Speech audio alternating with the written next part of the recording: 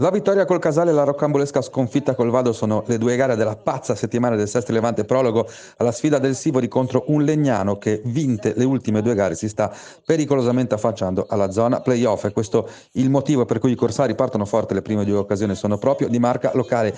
Mischia dopo 3 minuti con Ferretti che non riesce a realizzare l'1-0 e poi una traiettoria insidiosa di Selvatico sugli sviluppi di un calcio d'angolo che termina sulla parte alta della rete. Al quarto d'ora però la doccia fredda, perché la difesa del Sestri si dimentica Bingo, il numero 13 classe 2001, batte Salvalaggio per il gol del vantaggio lombardo, che è anche l'evento che cambia il trend della gara. Il Legnano prende coraggio e anche le redini della partita. Salvalaggio deve compiere un intervento decisivo per togliere una punizione dall'angolino. Il Sestri però ha una falla nella sinistra difensiva e anche una spina nel fianco, perché poco dopo la mezz'ora Marco José Bingo, ancora lui, entra in area e buca per la seconda volta la porta dei padroni di casa, trovando un pertugio sull'uscita di Salvalaggio. 0-2 e reazione Sestri a fine frazione con un'azione di Marquez che genera una mischia conclusa dal tiro Selvatico fuori misura. Di rabbia il Sestri nella ripresa, la sponda di Marquez per Scarlino, il miracolo di Russo, e sulla ribattuta Cirincione trova un muro davanti a sé. È l'occasione più grossa, perché è troppo poco il tiro di Selvatico nel finale, ultimo acuto che non cambia il risultato. Vince il Legnano al Sivori, Sestri alla seconda sconfitta in 5 giorni,